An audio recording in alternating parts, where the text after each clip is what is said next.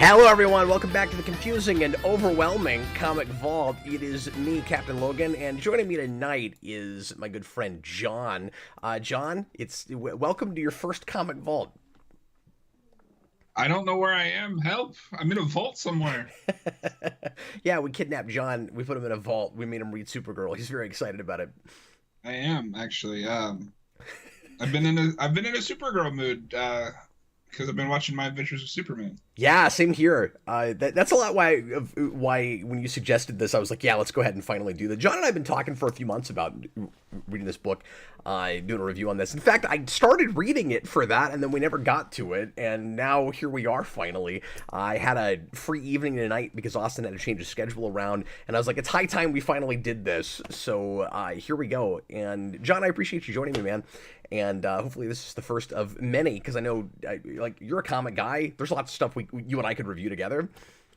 Yeah, well, and it's just funny, and it kind of an irony. I can't talk today.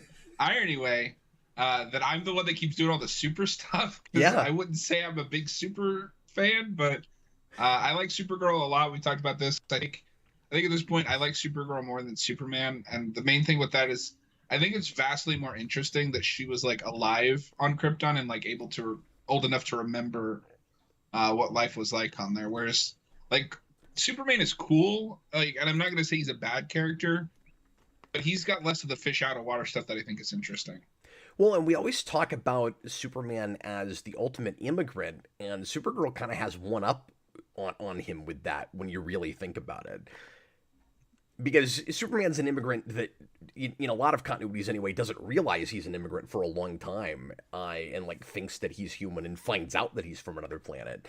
And Supergirl is essentially a refugee from the start, who knows she is. And this book captures that really well. Yeah, it really puts an emphasis on that whole idea.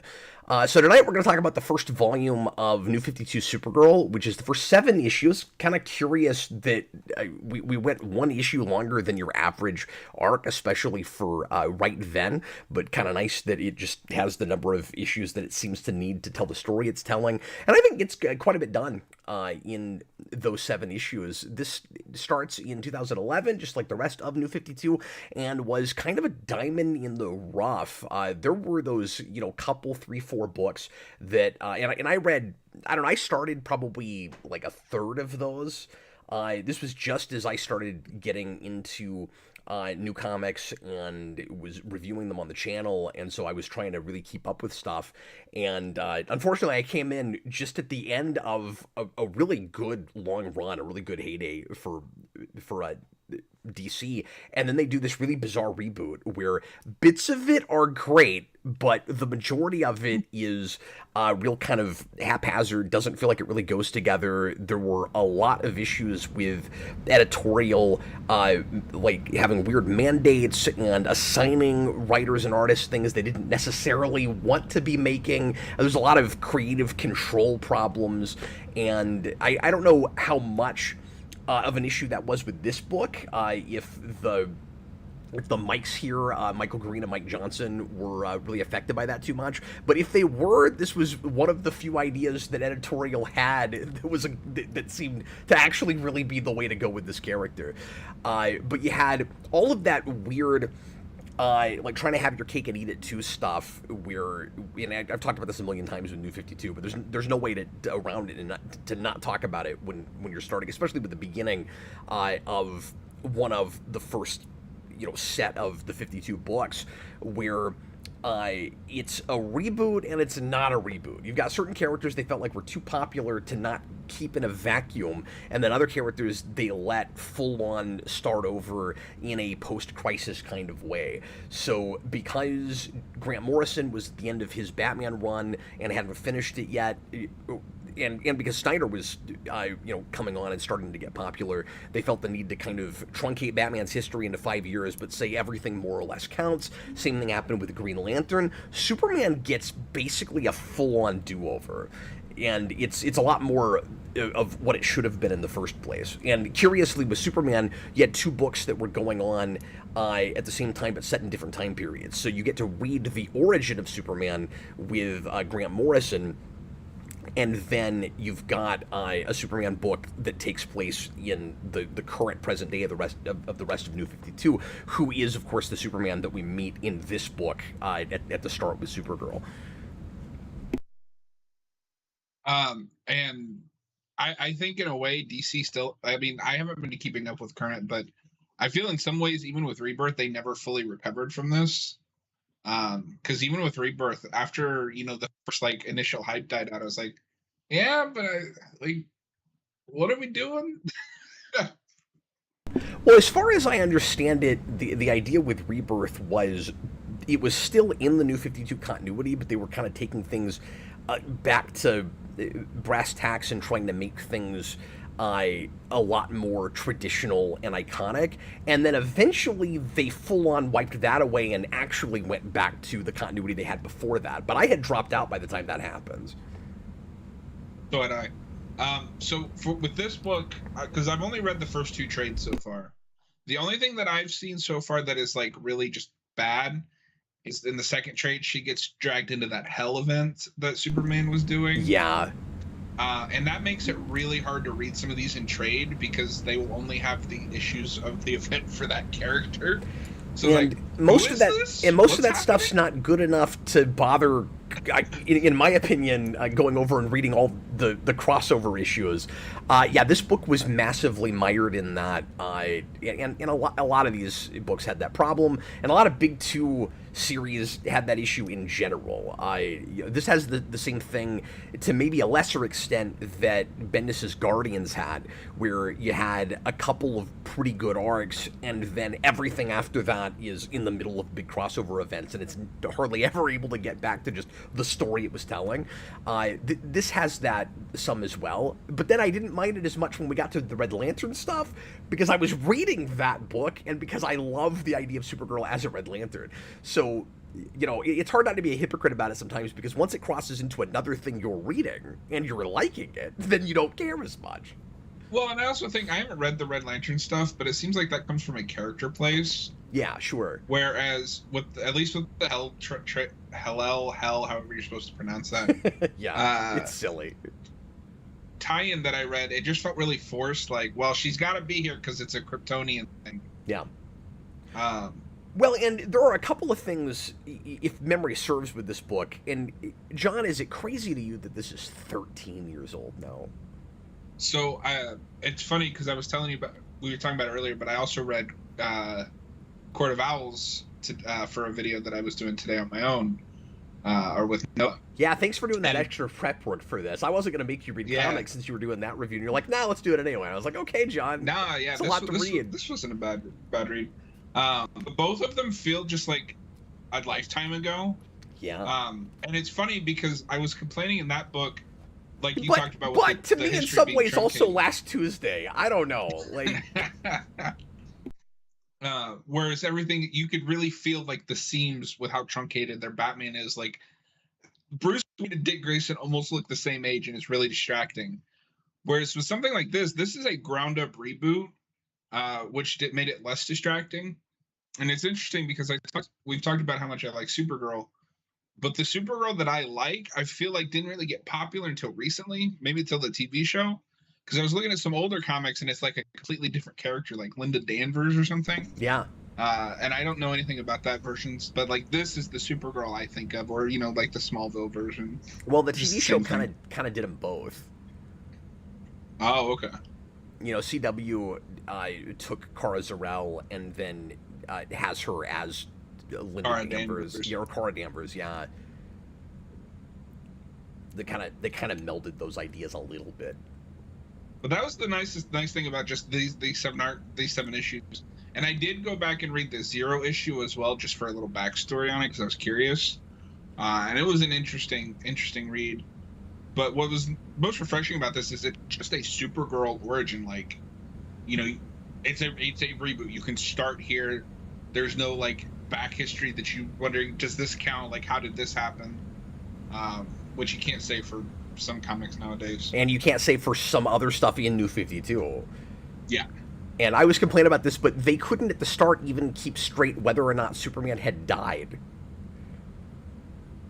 And then they retcon it later and they decide, oh no, that has not happened in this continuity. And then eventually we replaced New 52 Superman with the original continuity Superman that was the funniest who had thing. gotten old. Yeah. How do we fix Superman? We give up. We'll just bring in the old one. Well, and it sort of felt like Dan Jurgens, given the key to the kingdom, going, well, this is all really stupid. I'll give you real Superman. I'll just bring in the one I did. You Which remember was when both... Superman turned into Doomsday? Oh yeah, that was dumb. We should read that. We should. Yeah, it is weird that you're my go-to Superman guy now, because like between us, I'm more of the quote-unquote expert. I'm not, but I mean, like I've been into Superman a lot longer than you have, and yet you have become kind of my go-to guy. Like I sometimes have brought on with bigger fans of things. It's just John and I do Superman. We do the Smallville show together. And when we started doing Smallville together, John just got on this big kick and he started watching a lot of Superman. Yeah, I watched through all of my adventures with, or not, Superman and Lois. That's the show I'm looking for. And I still haven't seen season 3. Whose perspective is that title from? Is it Lois? Is it Lois and Jimmy? Is it kind of Lois, Jimmy, and Clark, where it's like this like identity thing where it's like Clark's also adventure with his other persona, Superman? Like whose POV is that title from? Adventures of Superman. I'd say it's from Clark's. I think you can make a case for all three. Yeah. Well, I'm just glad that all 3 of them are like characters. Like, when is the last time we had a Jimmy Olsen that was actually Jimmy Olsen? Yeah, and like an honest to God triad. Because Yeah, like even I in love that Supergirl, dynamic. They do Jimmy Olsen, but it's not really Jimmy. Yeah, no, it's Superman by way of like Star Trek TOS, like Kirk, Spock, and McCoy. It's really cool. Yeah. Anyway, That's I digress. awesome. John and I are going to talk about that show soon. We almost did some commentary on that tonight, and then we decided to wait until the season finishes out so that we didn't just spend the whole time like trying to guess at the last episode. Yeah, I'm so curious. So just some interesting things from issue 0 before we get into, I guess, the main arc. Yeah, because I did not get around to uh, going back to that. I thought about doing that too, but I didn't have enough time. Zor-El has to trick her into the pod in this continuity. Like she doesn't know, her mom doesn't know. And they actually reference it when in this book when you get to that hologram of her dad at the end, and somebody shoots him. That's her mom because she figured out what was going on and trying to stop him from sending their daughter off. Okay. Do you know what is done with him later? That I don't. Okay. Do you want me to Smallville do you want me to where not? he's evil? Yeah. You could. Okay. Do you want me to not spoil it? That's fine. You can tell me. So it isn't that he's evil; it's that he becomes evil. He survives, but Brainiac turns him into a cyborg, and in this continuity, Zor-El is Cyborg Superman. What? That's what? What's up, James? That is their version of Cyborg Superman. That's how they did that. That's so weird. Yeah. And that It doesn't suddenly have to literally be a Kryptonian. No, and we do that with everything. Everything's got to be a Kryptonian. Doomsday has to come from Krypton, and I'm pretty sure they do that here too. Because you've got, and again, I'm rusty. It's been a while, but I'm pretty sure the 5th world killer that they bring up is Doomsday.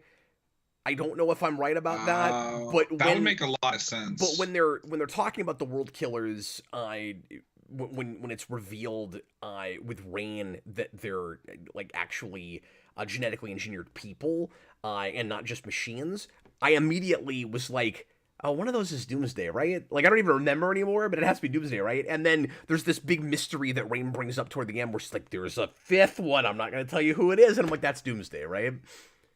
It has to be. Jareth Gerhardt, hey everyone. Hey, what's up, Jareth? Hi, guys. Thomas Lowe asks, is this Kara of Krypton or someone else who Jor-El brainwashed to make her think she is Superman's cousin? No, this is actually Kara Zor-El. Yeah, no brainwashing. Maybe a little bit of, knocking her out so that she considered Earth, but... Yeah, I was going to say, like, not brainwashing, but her memory is altered to some degree. Is it revealed in the 0 issue why and how that happens, or is that still kind of up in the air because she's got like slight amnesia, but I appreciate that it's not like a flat out amnesia plot. We're not watching a Supergirl that's flying around not knowing anything about where she comes from. She just doesn't know how she got here. Right, because her dad knocks her out and puts her in the ship and sends her off. She didn't know about Krypton exploding or anything. He tricks her into the pod. There was like some selective memory replacing because something Rain says suggests that like actual memories have been erased, but I wasn't sure if that's what it was getting at. If that Maybe is not. The idea, it's not clear enough in that Zero issue. Okay. That might be something they dropped, or yeah, I don't know. But it is also interesting just because this Supergirl, like most other adaptations of Kara, has kind of a time displacement as well. Right. Because for her, Clark was a baby just like 2 days ago. 3 days ago, yeah. But it's been, years. So I like that there's a little more she's confused and like doesn't know where she is, and her powers are coming in. So it's probably just a bunch of factors all hitting at once.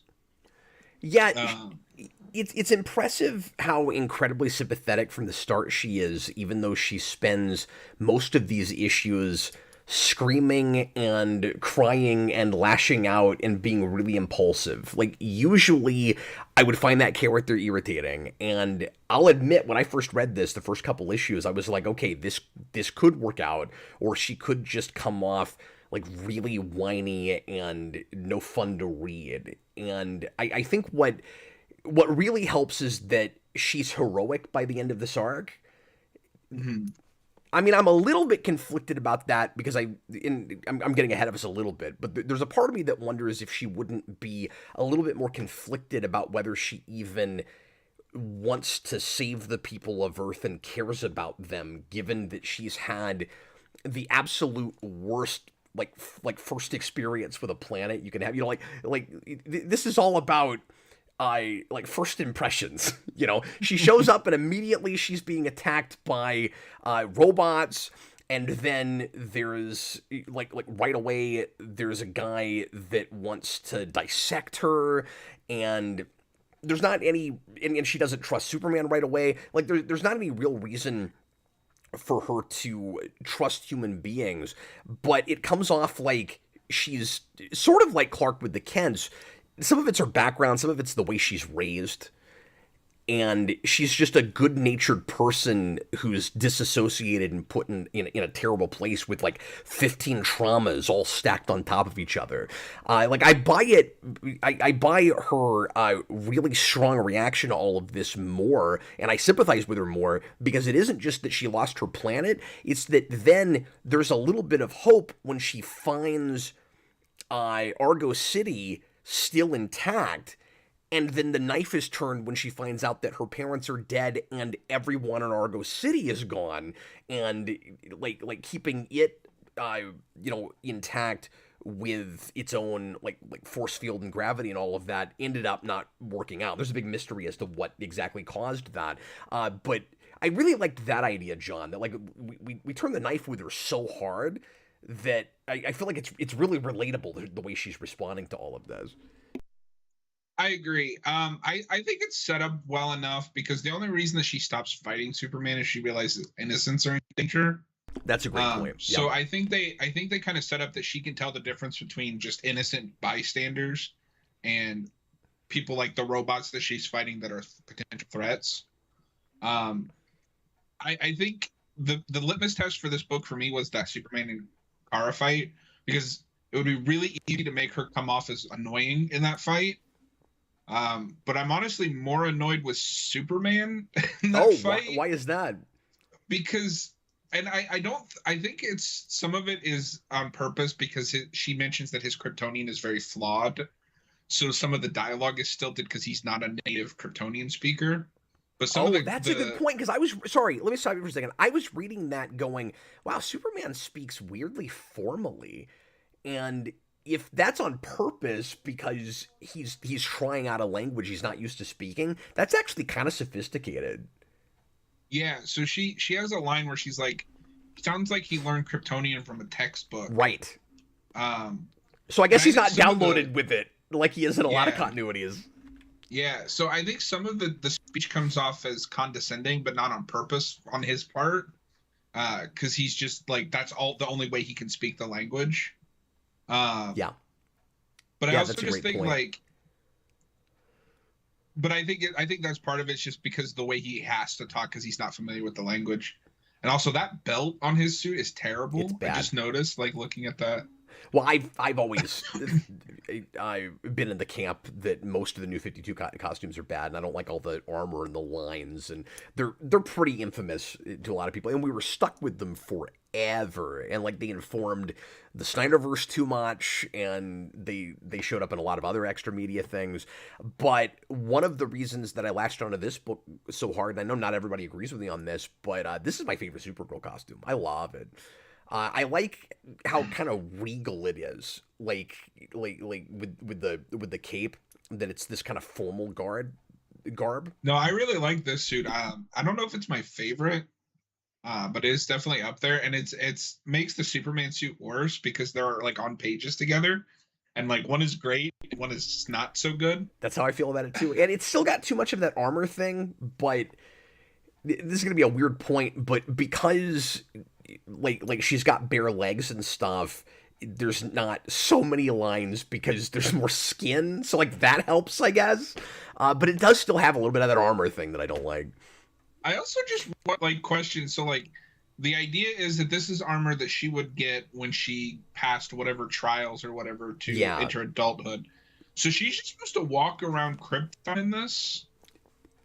Yeah, like Like, you think they'd give her pants? yeah, no, that's what's weird about it, and but that's why I don't like that it's armor, because if only it didn't look like actual armor, that's not as big of a problem. If the point isn't it's supposed to protect her, but just that it's like a formal uniform, you know I that think you would at least give her a skirt. yeah. But aesthetically, I think it's really cool looking. I don't know. No, it looks cool. Like I like the suit. I just for the purpose that it's given in this book, it raises some eyebrows. Like Look, maybe it's just really traditional that women on Krypton don't wear pants. I don't know. yeah, maybe. But yeah, the yellow line that goes through the cape is really classy looking. And I actually like the S quite a bit too. Now you can't begin to explain to me why the Superman and Supergirl are wearing two completely different S's. Like I don't understand that. It's like I don't know somebody enough about family crest, but I don't mind that as a way of like they're two different branches of the family, I guess. maybe, but it's the only thing I've ever seen done that way. Like the House of L, everybody that's in that house has the S. Yeah. You know, it Well, looks and the I mean, I same. think that's something you're gonna run into in some comics. I'm sure there's other comics where they have different S's just with different artists. Well, sure, Um, but the thing is, here we gave them a like house style costume that everybody has to draw the same way. So That's on true. the same page, they've got different S's because that you would rarely see. Like one artist would be able to make them match, but we're not allowed to do that here because we've decided that her S is all jagged, which reflects her situation and her personality, and I like that a lot. it's also a lot thicker. Yeah, Weird. yeah, And it's it was just funny. it's more jagged, it's more edgy. Looking at that picture of Superman, one of the things that I was saying with the James Gunn suit is I like the collar. I Yeah. hate it here, and I don't know why. It just looks wrong here. I think it's fine on the movie suit. Some of it is it's got that stupid triangle in the neck. Why does it have that? Yeah, that might be it. That's probably what it is. And isn't it also we're splitting hairs here, but isn't it also really odd that you have a Superman suit without the trunks, but then the Supergirl suit calls back to the trunks that this Superman doesn't have? No, it is also very weird. And also, like, if this is like traditional Kryptonian armor, why is nobody on, at least in the Zero issue that I read, why is nobody on Krypton wearing anything like this? Yeah. When are you supposed to wear it? Tyler Thompson said this was a good run. I like what I've read of it so far. Yeah, I think it kind of falls off down the road to some degree. If we can find the time to go through this, it'll be interesting to see if I feel that way about it, on a second read. Because I read it, month to month and wasn't reviewing them in chunks. So there's a lot of space in between issues, and it's been a lot of years now. Did you think the Superman and Supergirl fight goes on a little too long? Um, I don't know. I didn't really have that. I didn't hate it, but also I was like, yeah, you could have maybe taken a couple panels or a couple pages if this got to the point. But Yeah, I mean, I guess what works about that is that they both have, they're both kind of equally matched. I mean, besides the fact that Superman is experienced and she's not, but like they have the same power set. They can't communicate. I, I'm not. I felt like it kind of lasted, a natural amount of time because I'm not sure what would have stopped it before that. I mean, really, it's just a matter of they've got to go to the Great Wall of China and she's got to bash it up and then realize she's causing the collateral damage that Zack Snyder does not understand in Man of Steel, and then she goes, "Oh crap, what have I done? This is bad." And then that's kind of what stops the fight finally. well, I think the issue is, and where this fight could have gotten annoying, is it's not that he can't communicate because they can talk to each other fine. It's just she's not listening. She doesn't want to believe him. Yeah, well, and I guess what I mean is they're not communicating in the sense that no, you're right. Like they're speaking the same language. She speaks it better than he does, and so there's a little bit of a barrier there. But you're right. The real issue is neither of them trust the other, and so it isn't just that Supergirl doesn't believe him when he says I'm Kal-El because he was a baby to her 3 days ago. He also doesn't believe her when she says where she comes from either. Yeah. Well, and so one thing I was confused on with this, because I don't know anything about New 52 Superman. I haven't read any of his book. Why doesn't he just take her to the fortress?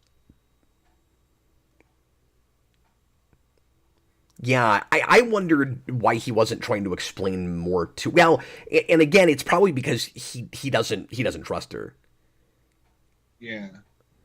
But I mean, I would like think a he lot would of take this is more somebody easily saying they're resolved. Kryptonian to the fortress. Yeah, Or does he have a fortress? unless he's just real trepidatious, and I can't remember if he's got a fortress yet. I think he does, Let us know in the comments if you know. but I thought the idea was he was just too trepidatious to do anything but tell her what to do and hope that she complies. Yeah. I mean, maybe that's the idea. He doesn't really know what to do with her because he didn't, expect to ever meet another Kryptonian, and doesn't believe her story any more than she believes his. Well, and it's weird with this Superman, from what little I do know, because he doesn't really have a Lois, or like he's not like close to his Lois.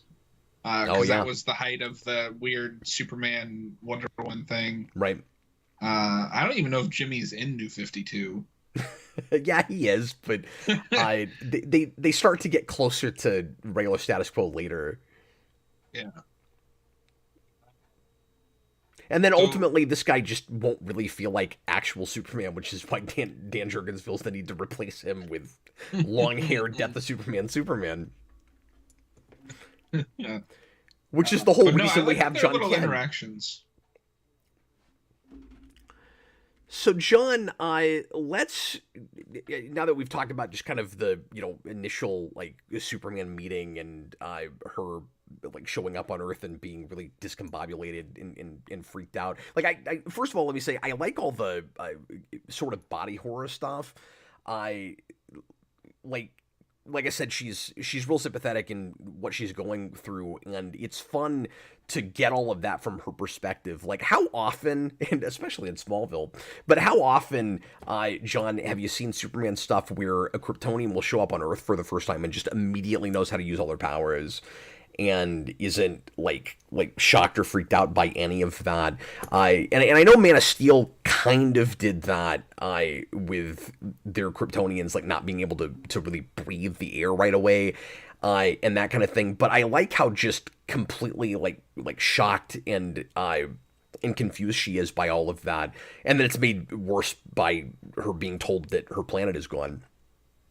So her getting used to her powers, I agree, is some cool body horror. And it did remind me of Zod, Because it's not that he couldn't breathe. Clark removes his helmet, and Zod is just completely overwhelmed by his new like senses and powers to the point that he has to retreat. I thought they did a thing with that also, though, where he had to kind of learn to breathe the air. Because they go back to the ship and it's like filled with something closer to their atmosphere. There's a whole atmosphere thing. Clark can't breathe in the ship because of the atmosphere. Okay, but I thought with Zod it was really the same thing the other issue. way. Unless that's just part of like him being overwhelmed, because yeah. they do make a note in that movie that it's mostly like the hearing and the vision.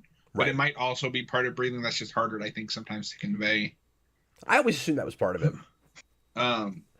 That's not here. No, I thought this was really cool. The only thing it needed was heat vision to be a metaphor for arousal. Just find a way to fit that in. Now, I did feel like, I'm praising it for her not really knowing what she's doing right away. I will say there are a couple places where I feel like she's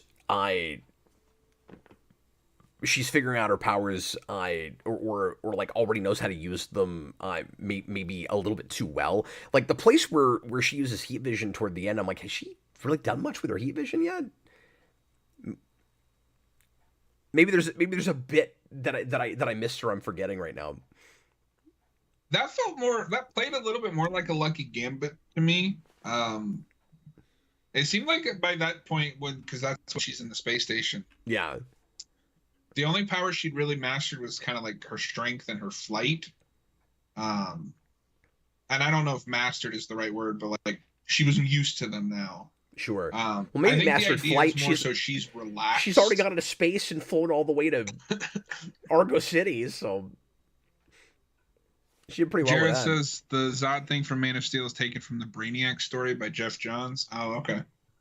I think also the idea she's more relaxed now. She can't control her powers here because she's freaking out. Sure. But by the time she gets to station, she's relaxed. So I don't know if she at that point could just like turn on heat vision with a snap. She's able to focus long enough to make it work. Real quick, I have a couple of questions about powers and things with her. First of all, Superman is like, I'm gonna need your help. You've got the same powers I do. And my first thought was, well, if she's to be believed, then you know that she's never used them before, and she could be kind of a liability to you in trying to save people. So I wondered about that, like if he would even suggest that she go and help him. I imagine he would train her first.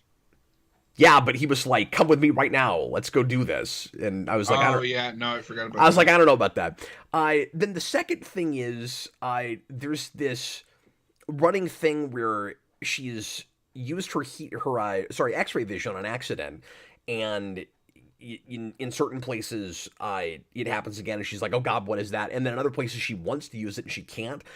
When you get to the thing on the space station with is it Tycho? Tycho, yeah. With the like evil, there's kind of this whole social commentary thing going on there with privatizing a space travel, and he is a like rich, horrible mogul guy who's managed to get the rights to take anything that comes from space, and the government can't do anything about it. It's like that's unfortunate. So he's trying to do kind of his own Weapon X with aliens that come from space. And anyway, he sends this translucent thing that he calls the brain that looks kind of like, I'll get to the panels here in a minute, that looks a little bit like Seymour Guts from Ninja Turtles. And immediately, when she there it is. Immediately when she sees him, she should be thinking that her X-ray vision is going off. Yeah. No, I can definitely see that. Why is her initial reaction, oh, this guy looks weird? It should have been, God, I can't turn my X-ray vision off. Yeah, no. I had many questions about this thing. Like, how does it function? Yeah, it looks a lot like Mutagen Man. No, I have no idea how that thing functions. And is Tycho like an existing villain, or is he a New 52 villain? I think he's a new thing. Okay. I Because looked he that kind up of and just I reminds didn't. me of like Diet Lex Luthor. Yeah, or any of those like criminal mastermind like company CEO guys. Well, and that was the problem that the CW show had Like too, is we just had to like give them Maxwell like, Lord. He's like kind of like a Maxwell Lord type. yeah, we just had to give Kara like discount versions of Superman villains. Yeah, how do you feel about the couple of villains that she gets here? We're immediately trying to build her own rogues gallery, and she has kind of a human nemesis and a sort of pseudo Kryptonian nemesis. I felt like both of these characters on paper made a lot of sense, but were just not real memorable and were kind of generic. Tycho here Like didn't really do much for me. both with Tycho and with Rain. Rain I found slightly more interesting, like slightly. um because she did have that connection to Kara's past, and like it seems like she wants to help Kara, but the wrong way. Um but I also have questions about Rain's like philosophy. Yeah. And then I also have questions about when we get to Argo City, because there's a hero cake scene that doesn't make any sense. No, that was real sappy, and it was one of those really easy plot devices that just says, "Well, we've got to get Supergirl like raring to go and having the motivation to rush out of here," and so that's all Well, that not was. only that, we have to find a way for her to get the giant sword out of her cape. Oh, yeah, that's true. That's true too. But yeah, so she just has like a dream or a memory of her parents that basically just are cheerleaders for her, and then she flies off. And I was like, oh, all right. Yeah, no, that was weird. That was kind of the roughest moment in the book. Real quick, the other kind of power question I wanted to ask you, or like tangentially related to that, is how does Kara know what kryptonite is? That bugged me. Because isn't kryptonite like a mineral on Krypton, but it's not like radiated until it hits the yellow sun? She seemed not at all surprised that it was making her sick. And I was like, you just came to a planet with a yellow sun. Why would you know what a kryptonite would do to you? Unless it affects people on Krypton somehow the same way. And that's one of the changes we're making. But I didn't get any sense of that. Like for a second, the internal monologue where she's like, "Oh man, this is kryptonite. This is what it does to me." I thought was maybe like retroactive, but nothing else in this is that way. The internal monologue is always in the moment. Yeah, I'm not sure, because I don't think it. Obviously, it doesn't affect this book, but there's that moment in that Woman of Tomorrow, Tom King Supergirl book, where you find out that all of the Kryptonians died on Argo City died from kryptonite poisoning. Oh, I forgot about that. So it makes me think, at least in some stories, like there was a version of kryptonite on Krypton, but it may not have necessarily been deadly until like the right elements hit. Okay, yeah. Or is maybe like deadly if you ingest it or something, like you don't have powers, so it doesn't take that away, but it's still deadly if you do anything with it. She does seem more confused. Like I pulled up the panel here, and she's just said something's happening. Like she doesn't know entirely what's going on. But then later she explains to you, the reader, what kryptonite is. Oh, that's true. Yeah, and I didn't understand that. I think that's a moment where, unfortunately, the reader has to have it explained to them somewhere, because apparently the author doesn't think anybody knows what kryptonite is.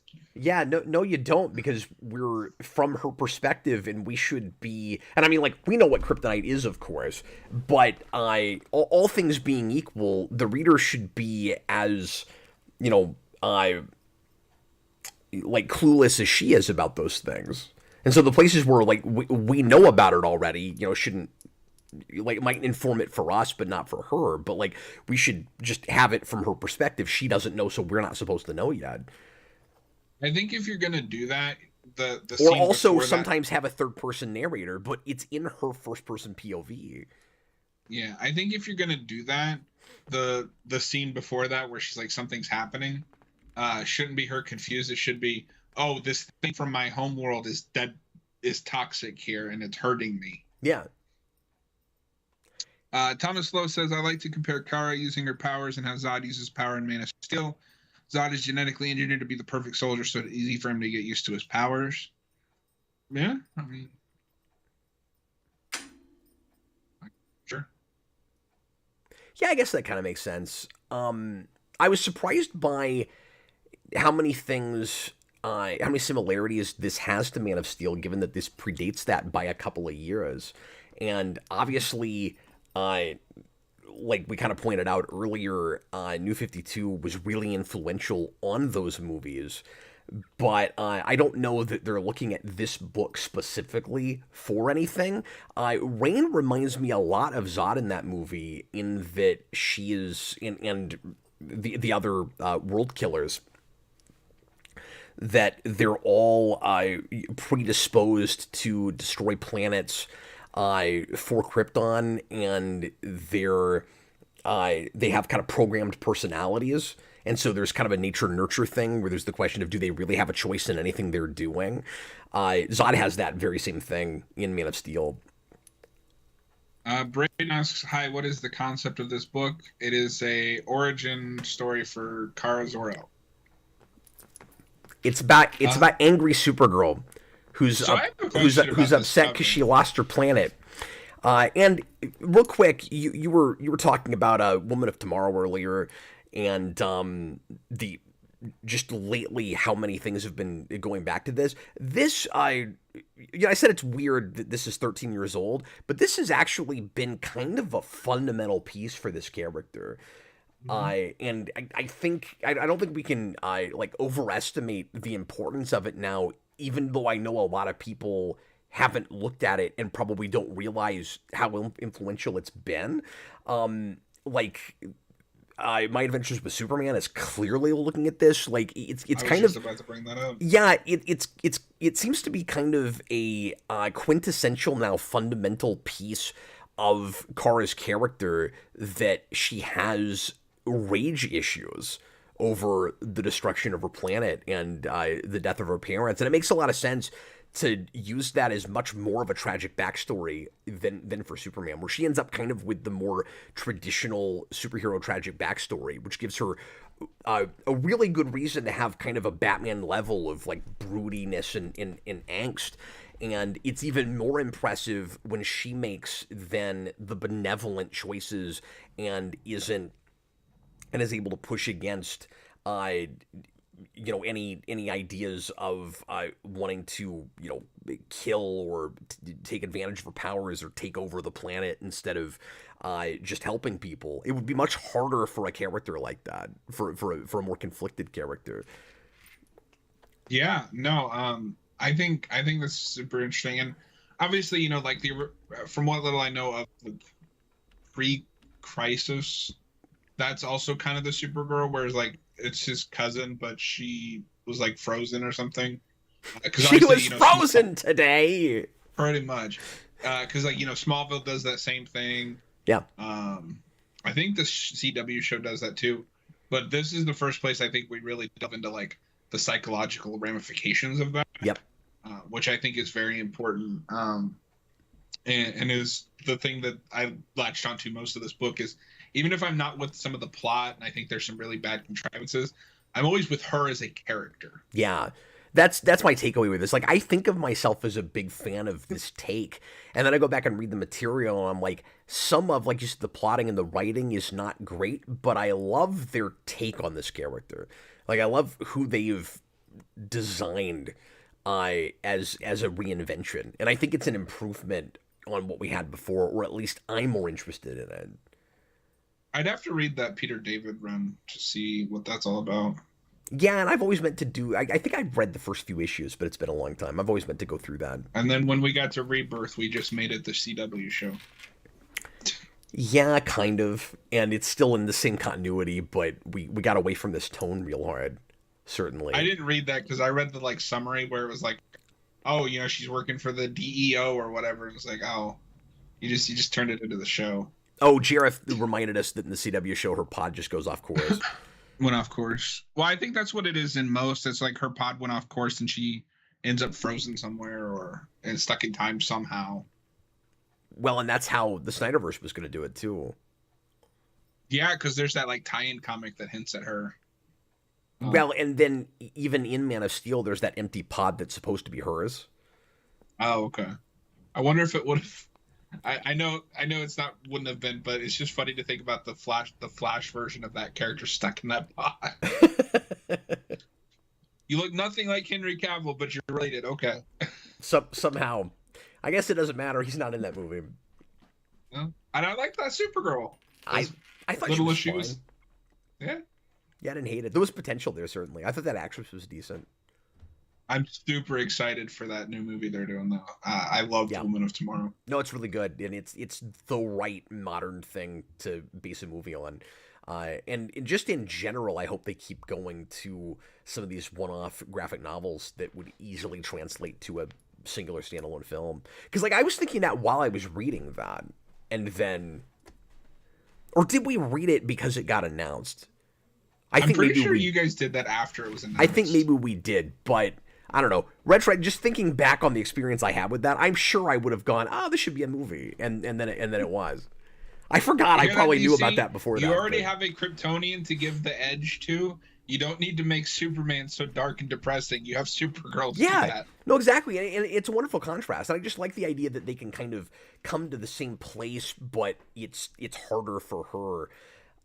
And this is kind of some of that teenage angst stuff done decently well, because I usually hate that sort of like love triangles just because I don't think they're typically written very well.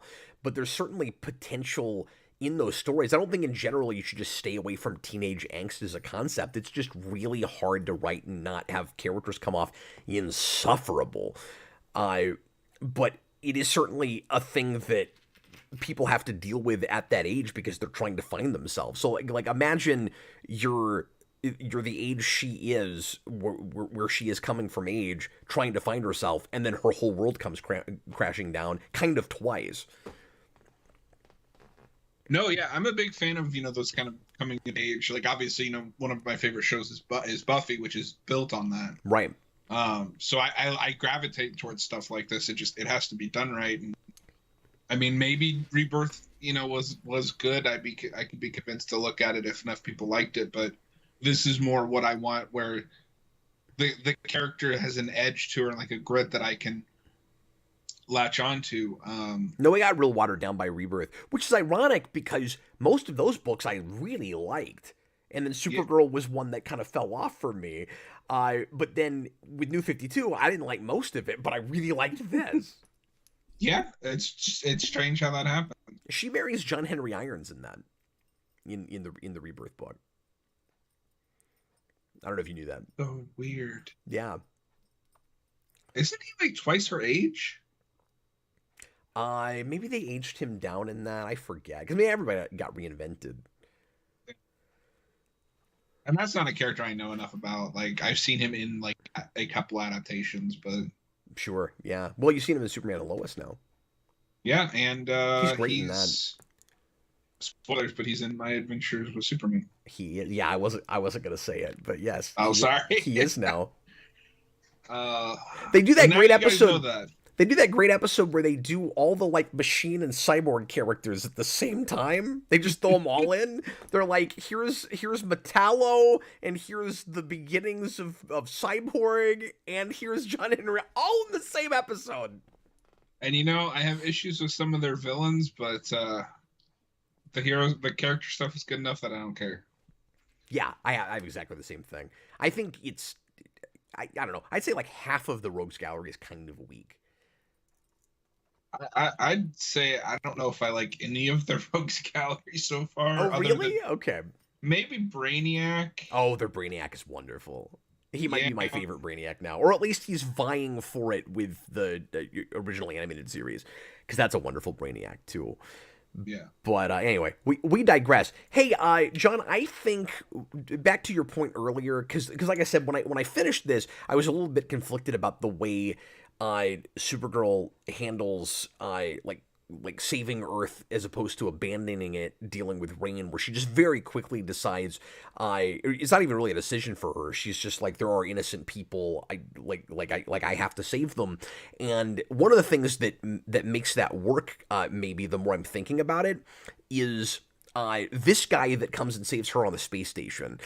You had a soldier working for Tycho who is coming after her at the beginning of the book, and when he realizes that Tycho is kidnapping her and trying to do experiments on her and all of that, he's not having any of that, and so she is seeing examples of human beings like showing some altruism and showing some real humanity, along with this psychopathic narcissistic nut job. Mm-hmm. Well, and real quick, Jareth asks if you saw the trailer for Watchmen Part 1. Yeah, I did. That didn't come up on the Captain Logan show last night, so I haven't talked about it yet. But I'm not impressed yet. But that's all I'll say about that. It was a trailer.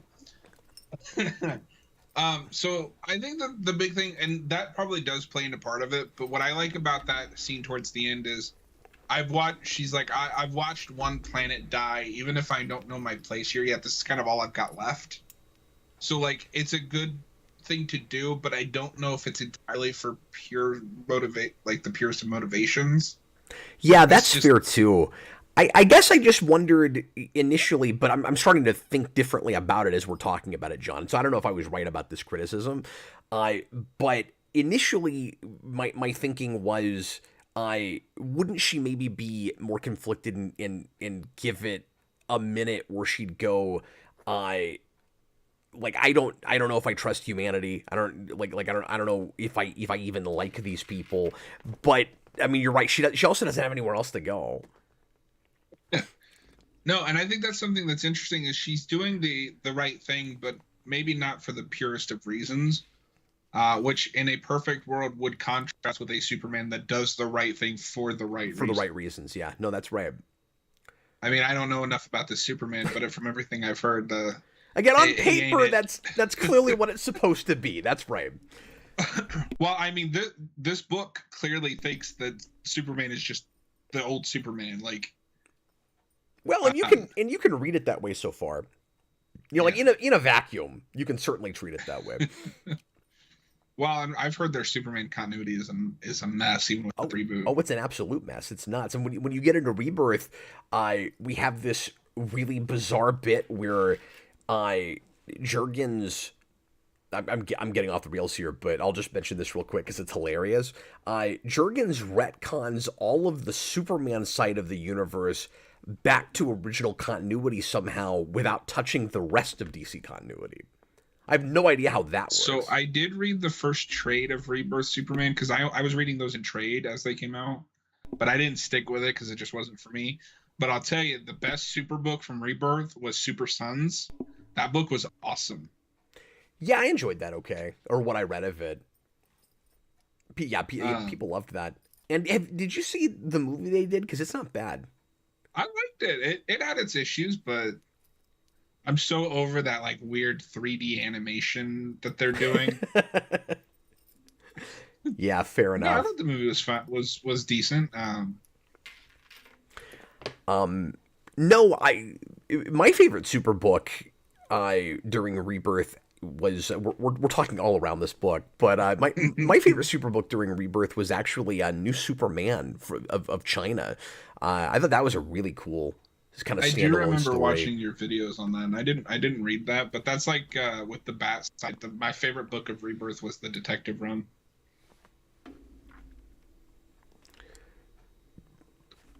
So anyway, discount Lex Luthor here. So he has this crystal that she wants, and I like that we keep that, like, apparently Krypton just ran on crystals. Yeah. No, you gotta have that. Oh God, that middle I panel like that of some him things is don't change. terrible. No, it's really bad. The art is a little hit and miss. Like in general, I really like it, but sometimes I actually had to go back with a couple of issues and look and make sure that the same artist was retained all the way through, and was kind of surprised that it was the same guy all the time. It's There's like some two different art there's styles. some odd inconsistency in some of the panels, and I'm not sure if that was intentional. Mike Johnson is the artist. I'm not sure if for some reason he was going for different styles for different scenes. Wasn't really I sure what he was had doing that with that. with Because sometimes it's real pencily, and then sometimes it's got a lot more depth to it. I had that with I think it's right after Superman shows up at the beginning of like issue 2 or 3. Yeah. It turns into this really pencily thing, and it's super weird because I like it when it's more, I guess, comic booky, like cartoony, because it looks like it's not trying to be real people. So I don't have that as much Uncanny Valley. But then you get those like penciled pages, and it looks like he's trying to draw a real person, and I get really bad at Uncanny Valley. Yeah, I had the same thing. Yeah, that's what I'm saying when he's trying to give it more depth. When it's more flat and looks more like, what you would draw for a like hand drawn animation. I like it a lot better. It's really weird that he goes between. Also, DC, I beg of you, will you just decide if Kryptonians can breathe in space or not? Like, just decide one way or another. Well, I mean, this book seems to have a definitive explanation. Like, she does have to hold her breath. I was just joking because, like, some of them, Superman have to wear like a spacesuit, and oh no, you're right. Others, but then some continuities within the continuity, I can't tell if they're breathing or not. And at least here we're told what it is. Yeah.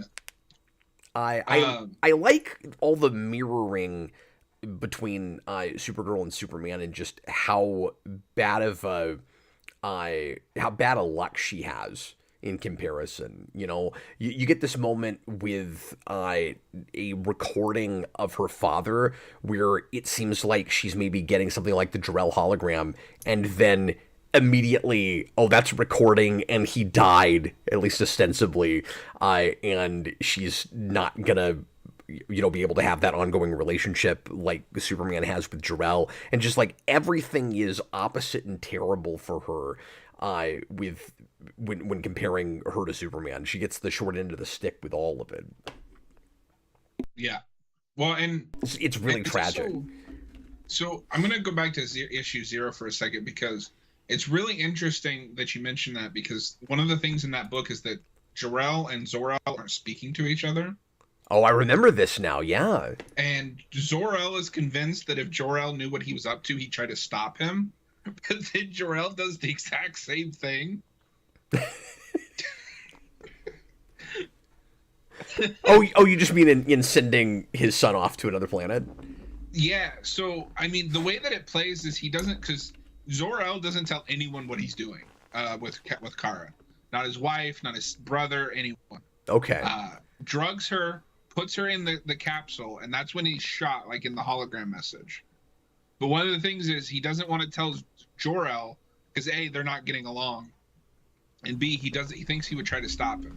Now, it's kind of ambiguous if it's just about Kara or if it's also about the force field that he's putting out. Right. But I think it's interesting that he doesn't tell him either one, and he gives the same reason for both, when Jor-El ends up doing the same thing with Kal-El. Well, and I'm not really sure how he would save the whole city without anybody knowing. I don't know how you'd keep that a secret, unless the idea is you put up the force field just as the planet is starting to be destroyed, and then you go, hey, everybody, I've got this. And then you have this giant panic of everybody on the planet trying to get into one city, probably. I think it's something like that, because like they know about the generators and the power and the towers that he's been building, but they don't know what it's really for. But to compare this again with Woman of Tomorrow, that ends up being their ultimate death. Yeah. Or doomsday, if you will. Yeah, I need to reread that, because I forgot that's how they did that. There have been so many different destructions of Krypton now. And we won't get into it right now, but I also really like their explanation for it in My Adventures with Superman, and I can't believe we've never done it like that before. Because it's so No, obvious. It's like the maybe easiest way it's- to destroy Krypton. Yeah, maybe it's like recency bias, but this is kind of my favorite thing on Krypton in that show so far. I think it's fascinating. Yeah, I like it more as an alternate Krypton than a definitive one. Like, I almost think you have to have the like isolationist Krypton before I appreciate their version as much. Because their version seems really typical when you compare it to any other like a dystopian science fiction story. It's very Dragon Ball. Oh, sure. Well, and I keep saying, see, we're just talking about that again. I keep saying that it's their answer to the deconstruction of Superman that Invincible has been doing. So it's like Superman coming back and commenting on other things that do evil versions of him.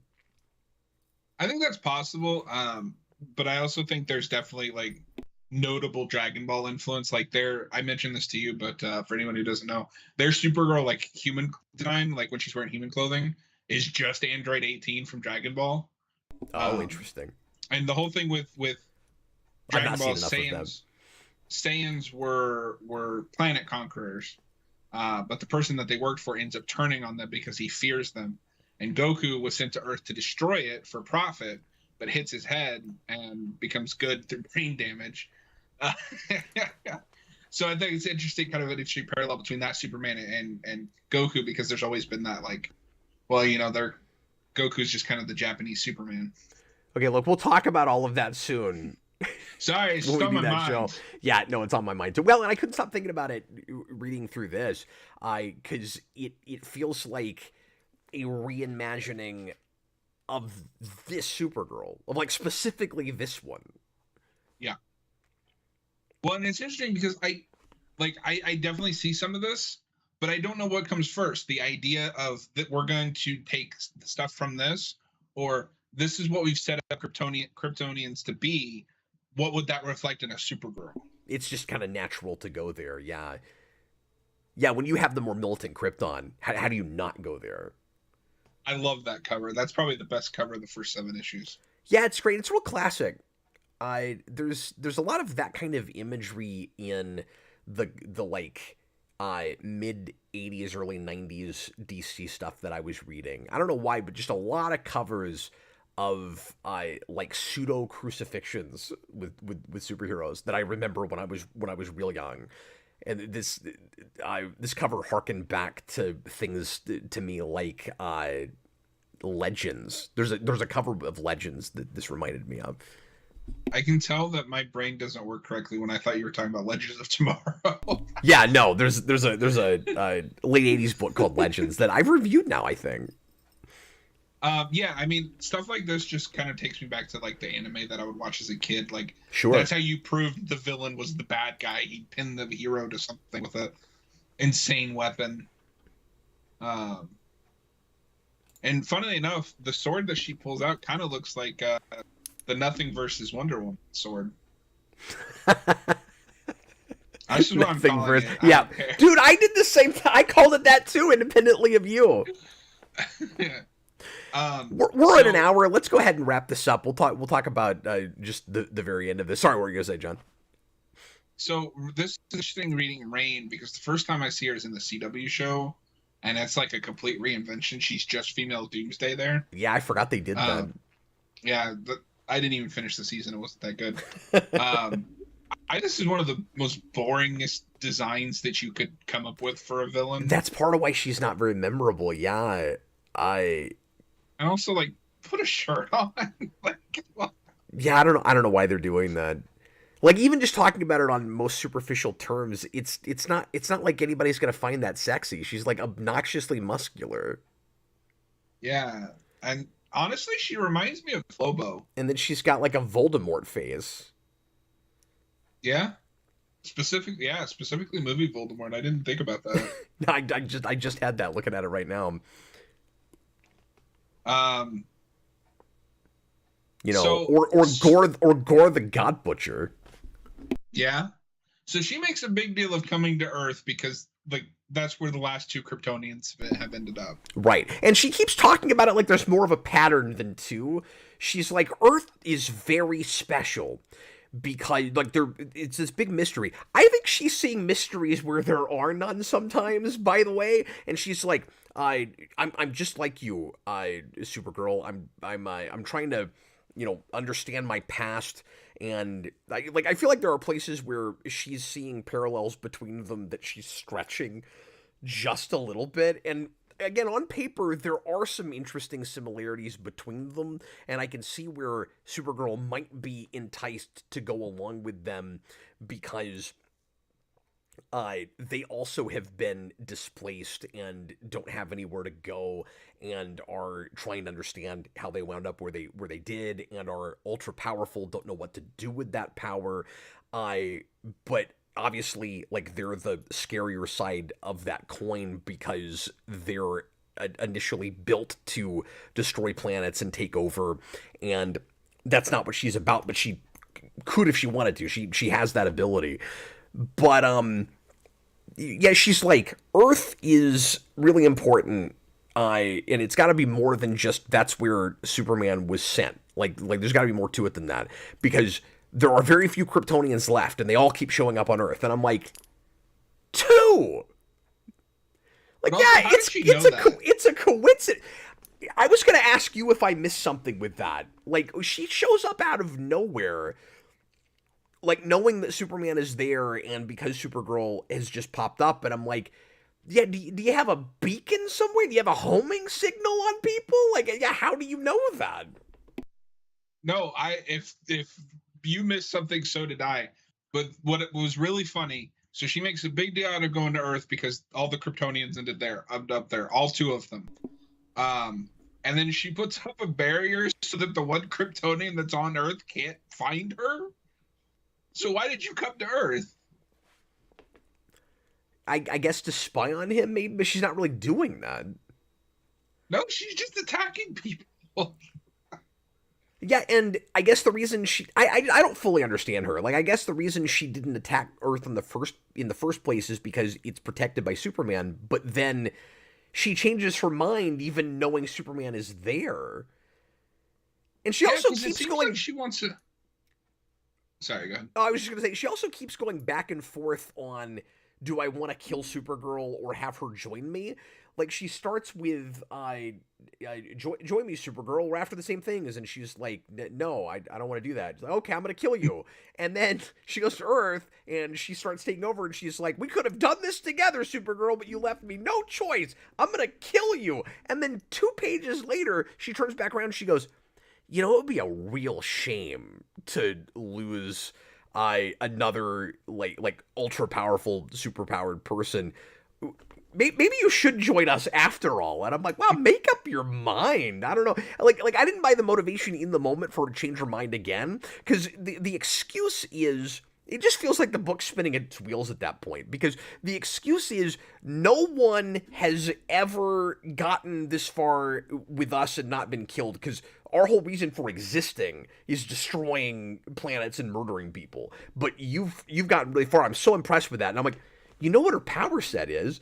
Like, not taking anything away from what Supergirl accomplishes in this book, but like, it's kind of just brute might more than anything at that point, right? Like what is she impressed with? So, okay, by that point that she makes the second offer, it is. So no, I think this should have just been the 6 issues, because especially the 7th issue is just like, we gotta do something. She changes her mind like 600 times. Yeah, she's like, I'm gonna go to Earth to look for a better fight, and then she prevents the one person that could give her a good fight from entering the city. Is that what she says? She's just looking for a challenge? I thought she just wanted to take over the planet. But then I don't understand why she didn't do that before. No, she's not there to conquer. She's looking for something. It's a mixture of. But she says something about conquering. Where she comes from. Maybe her idea is once she gets what she's after, then she would conquer it. I don't know. Maybe, because she's also like looking for where she came from, like memories that she's missing. And then it also she likes to fight. So the way I read it was she was looking for a good fight, but then she erects that barrier, which I don't know how Supergirl gets past. Um, well, and it's funny because the way it's presented in the comic is Supergirl shows up, and I was like, okay, so Rain has had all this time to cause destruction and terror. Where is Superman? Yeah. And then Supergirl shows up, and then after that, It they're feels like, like "Oh, and that's by the the only way," reason we're in New York and not Metropolis. Because, like, Superman's gonna show up in New York. I'm like, yeah, he could, though. and as soon But as I make a had big that deal out thought, of the how book was like, he can hear danger from anywhere. If this woman showed up, Superman would be there. and then the minute I thought that, the book was like, "Oh, and by the way, she's had this giant barrier around New York the whole time." I was like, "Wait, what?" Yeah. And then she's like, "Well, Supergirl, I'll give you an honorable fight, whatever." And then she summons like 6 other terribly designed animal things. Yeah, that are also world killers like she is. Yeah, one of them's just a walking hyena. Well, you said 6. There's only 3 of them. There's 4 Oh, total. Yeah, because there's the mysterious 5th one that we know is Doomsday. Oh, that's right. Yeah. No, it's totally Doomsday. Yeah, no, it absolutely has to be. But yeah, we'll go back and look at that. Where do they show up? It's after this. Yeah, and There it is. the world killer idea was weird because I assumed that they would all have individually the ability to destroy an entire planet by themselves, and it seems like they're a team of 4 that all combined are able to do that together. Like, I don't know that the poison guy could take out a planet by himself. He can poison people. Like, none of these characters, besides maybe Rain, seem all that much more powerful than a lot of, like, your average Justice League hero or their rogues galleries, right? Like, what makes them world killers? So I will give it to the poison guy that I have seen, and I don't know if it's the idea here, but I've seen in other stories this kind of character that's a poison type can poison the ground or poison the air, which could kill a world in theory. Okay, but you have the other guy that's just has super strength and is indestructible. Okay. Are you talking about the tiger guy? Yeah, he doesn't even do as much as Superman does.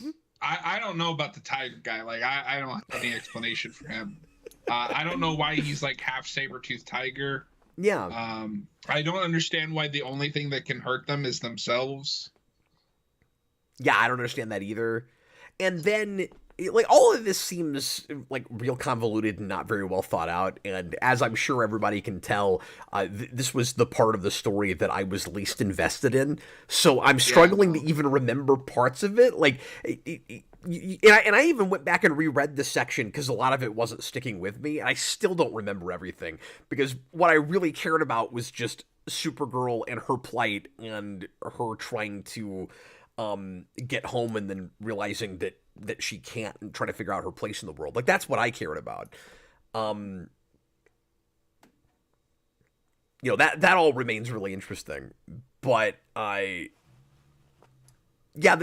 Rain's got this line about Supergirl being somehow the only person that can stop her. And I don't know if she just means in that situation because she's put up that force field where Superman can't get in, but she's like, she makes a mystery out of that too. She's like, you won't understand why yet, but you're the only person that can stop me. And I was like, what does that mean? And then later she's like, the only thing that can kill us is another world killer. And I'm like, but you just said Supergirl's the only so to stop you not mean kill you? I have no idea what we're talking about. Like, wait. Okay. What if Supergirl is the 5th world killer? Oh, that probably is what it is, right? Well, no, but I mean, like, she is biologically Zor-El's daughter. I don't even see how that would work. Okay. So I'm going to Google this and see what it is. Yeah, I'm too curious. Because it's kind of silly if we just sit here and speculate. I've read all this before. It's just been a long, long time.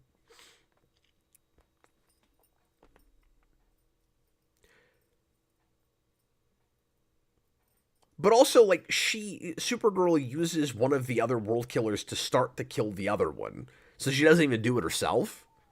But I guess maybe she just doesn't try because she's told she can't. Because that's what makes Rain leave.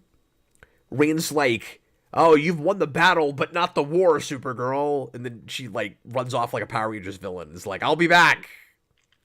Oh, apparently the CW show just adapts the world killers in general. Oh, okay.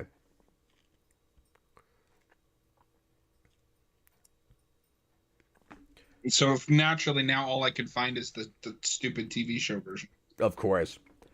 Well, if we follow this up and talk about the second volume, we can touch back on it then. Okay, yeah. I'll look into it later. Yeah, and so Rain also has one of my pet peeves is when a character has special dialogue boxes. I found the purple on white really hard to read at some points. Oh, okay. So, and she just like will not shut up in the last couple issues. So my eyes glazed over at parts of her dialogue. I was having a lot of that too, where I start not even buying that this is a real character with her own motivations, and that the writer is kind of trying too hard to make her about something and make her interesting. Mm-hmm. And so it starts to just feel really obligatory. Like, well, by design, retroactively, she has to be Supergirl's opposite in some way, but like feel like she's, you know, a character parallel, and that Supergirl would like appreciate where she's coming from, but like it's twisted in some ways, so like she's misguided but not evil, and all of that. And it feels kind of rote, and it feels working backwards from a conclusion. Yeah, no, it's very strange. Yeah, the more we're talking about her, the more I really don't like that character. No, I hope, I'm sure she comes back because we set it up, but well, they really play her like Supergirl Zod. Yeah. I could see that. Just as far as being like her physical equal and from Krypton, sort of. Now, I do think, again, on paper, like, there's interesting things you could do with the World Killers, with the idea that they're trying to push back against their programming, where at the same time as they will kill people and destroy worlds because that's what they're built to do, what they really want is again the same thing Supergirl does, which is to go home, but they don't know where that is. So they're trying to find out where their original genetic matter is from, and so maybe they can find an identity from that. Like that, that could be a really sympathetic motivation for them. And I didn't have this thought until just now, but Zod would be an amazing villain for Supergirl. What do you mean? Well, just because they would have more of that connection over Krypton than he would with Clark. Sure. Kal-El. And I mean, obviously, I'm not a Supergirl expert, but it's just weird to me that like we always throw Zod at Superman, but like, not. I think it'd be cool to throw him as Supergirl every once in a while, because she knows more about Krypton and stuff. Yeah, well, and she would have more of an initial opinion on him. Yeah. Clark's only opinion is no, I don't want you to destroy my planet. Yeah, I mean, all he has to go on is, like, third-party information. The hologram of his father says this is a bad guy that tried to subjugate our people, or in certain continuities was even responsible for the destruction of the planet. Like, that's all you have to go on. Supergirl was there. Yeah, no, I think that would be a good way to kind of get like a more definitive, like, this is what happened, at least to her understanding. That's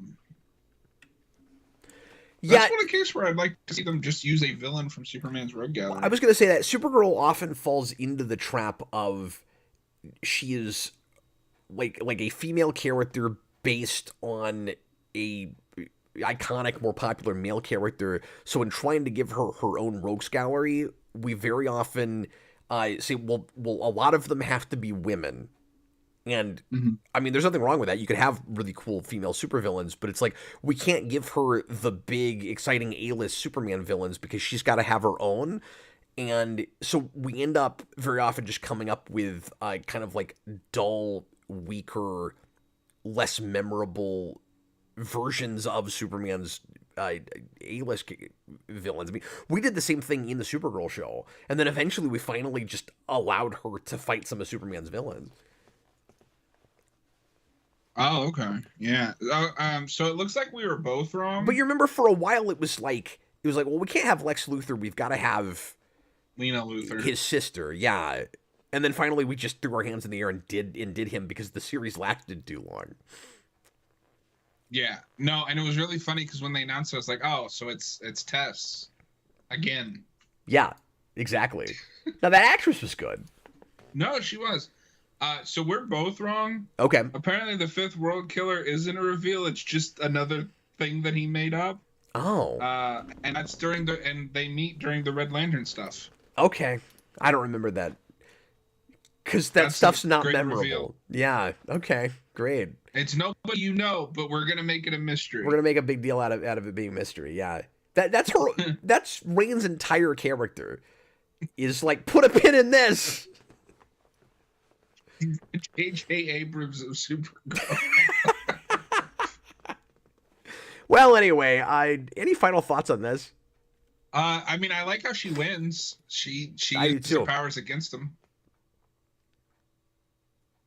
Well, the way she wins also, is actually... that is a terrible posture. Like, what is that? Yeah, like, it's supposed to be triumphant, but it looks like she's just about to fall over. Well, yeah, like, it looks like her spine is getting ready to pop out of her skin. Yeah, you're like, have some posture. Just stand up straight. No, but it's a great costume. I like that. Kara's gonna need back surgery when she's older if she keeps standing like that. Can Kryptonians even have surgery? Yeah, probably not. You'd have to do... Well, isn't there an episode of Smallville where they have to, like, use kryptonite to give him a shot? Yeah, that happens. I was gonna say she'll have to use her heat vision and bounce it off glass. No, what they'll do is just like a kryptonite scalpel. Okay. Sure. Anyway. No, the way you said you like the way she wins. I mean, I like that she has to use a little bit of ingenuity, put some thought into it. But it is pretty funny that it's just she's told by Rain that a world killer can only be killed by another world killer. So she goes, "Oh yeah, I'll just grab tentacles from this guy and stab this other guy." Oh, one thing we didn't talk about, speaking of ingenuity, so she blows up the satellite or the like watchtower looking thing with the rich guy. Yeah. And then like leaves him looking like Anakin Skywalker from episode 3. Oh yeah, that's right. No, we should talk about that because obviously that guy's gonna come back too. Plus she says super pose. Yeah. Super scoliosis pose. No, I just thought that was really funny because it looks almost exactly like how I imagined it at the end of episode 3, Revenge of the Sith. Yeah, no, I had that thought too. Well, and he's like burned and missing body parts, but yeah, with both of those villains, we're setting them up to do bigger things later, and with him, it's he was after her blood to the point where he was willing to make a trade with her to give her the crystal in exchange for her blood, and obviously she wouldn't go for that, and then I think she just punched him or something. It's funnier than that. It's not that she doesn't go for it, she can't understand him. That's a point I was going to make earlier, is this story is way too talky for all these characters that know that are like giving pages of exposition, knowing the person they're talking to can't understand them, but doing it anyway for the audience, for the reader's benefit. That was very distracting. It's mostly Superman it was mostly a Tycho does it. Well, maybe not Superman, but is speaking to her in Kryptonian. No, Tycho's the main one that does it. I don't know why I was thinking Tycho is where it's a problem. It's like you just keep talking to her, but like at some point you have to understand she has no idea what you're saying. Yeah, no, I don't know what I was thinking about when I said Superman, but there's somebody else that does it too. But anyway, I mean, it might be Is Rain speaking Kryptonian? Well, she has to be, right? Because they actually Yeah. can't understand each other. Yeah, no, I think she is. She only really interacts with three main people: No, that's Superman, true. Tycho, and Rain. Well, anyway. Um, but no. So the other question I have with that Yeah. is, he says he won because he got her blood, but how? Like, how did any of them hit her hard enough to make her bleed? I see what you're saying. Yeah, I wasn't sure about that. Well, I think the excuse is they were far enough away from the yellow sun that she was getting weaker. They do talk about that. And so maybe she was But able to bleed because of that. that doesn't come up until she's on the remnants of Argo. Oh no, you're right. That's true. What I want them to, what I want No, it you're to right. be is I was the Harry Potter conflating thing. those. John, I don't know. Okay. What I want it to be is the Harry Potter thing from Chamber of Secrets, where Hermione thinks she's got this girl's hair that she wants to turn into, but it's the completely wrong hair, so she turns into like a weird cat hybrid. I want it to be just some soldier's blood. Yeah, it would be really funny if, because I don't know what he does with the blood. I'm sure there's I'm trying to remember because it's just been so long. I can't remember if there's like a Supergirl version of Bizarro in this or what. I was just about to say $10. It's Bizarro. I'm sure there's some kind of clone, but it would be really funny if you did a whole issue where you psyched out the reader, where you tried to make us think that there was going to be a scary Supergirl clone, and then they make a clone with that blood thinking that it's going to be Supergirl, and then it's just a guy. Like they used the blood from one of the soldiers that was just on somebody's shoulder, thinking it was hers, and then it's just, who's this person? It's Dave. Dave doesn't have any superpowers. Oh, but yeah, no. I really liked this. Why didn't you wait to see if Dave had superpowers before you put a Superman cape on him? Like he's just walking around in a Superman costume. He can't even fly. That's like something straight out of the police. I will say this maybe didn't hold up quite as well as I remember it on the plotting side, on the story side. But everything about her characterization is wonderful. No, I'm right there with you. I really like her characterization. It reminds me, not to be a cliche, but it reminds me of Buffy, where you have that, blonde, fighter with just enough darkness in her that, like, oh, there's something deeper there on a character level. But the actual plotting has like holes a mile wide in it.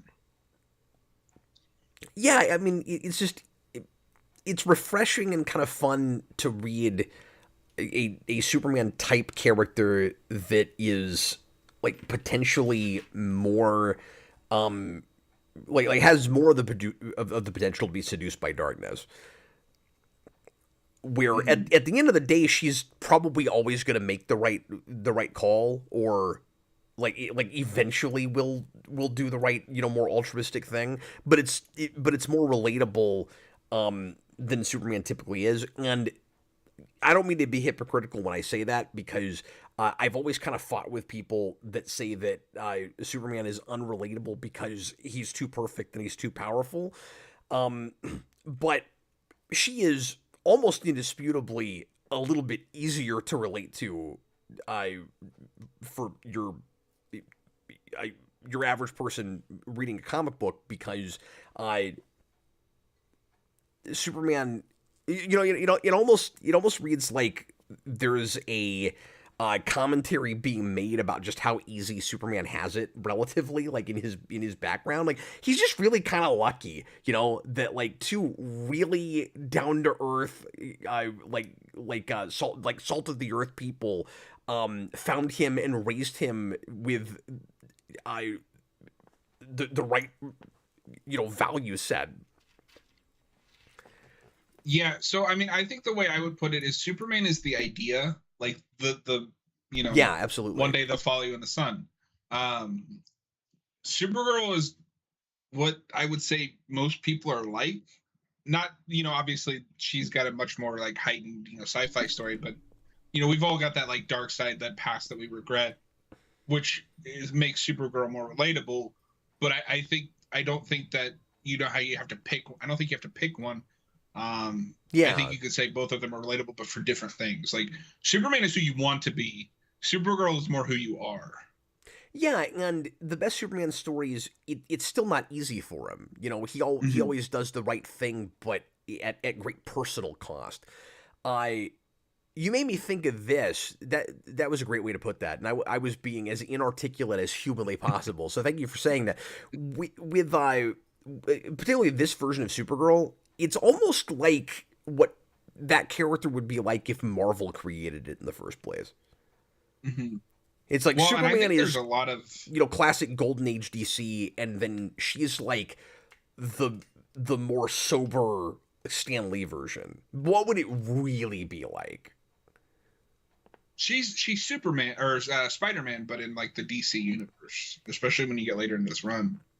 Um, where she's a teenager that's kind of trying to find her place in the world. Obviously, different set of problems. But I think at the end of the day, the perfect Supergirl story is still that coming of age story. Yeah, and she is going to think about herself first, you know, Yeah. more than Superman would. Well, and to bring it back to the Superman and Supergirl comparisons, not to bring the show up again, but just look at My Adventures Superman, where Superman in that show makes a lot of mistakes and pays for them, Yeah. but he's still Superman. And that Supergirl is horrifying, but like in a good way. Yeah, but also really sympathetic because a lot of it's not actually her fault.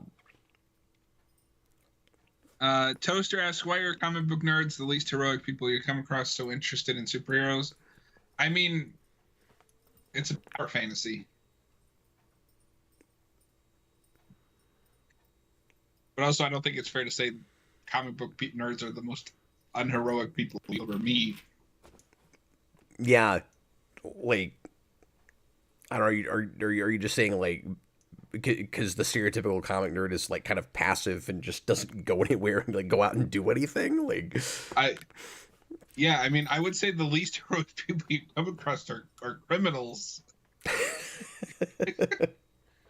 But I think no, comic you're right. I books do mean, attract. it's power fantasy, sure, especially when you're a kid, and then some people just never outgrow it, and there's the nostalgia of it when you get older, and then some of it is the traits that you want to take into yourself from that, like what you aspire to be.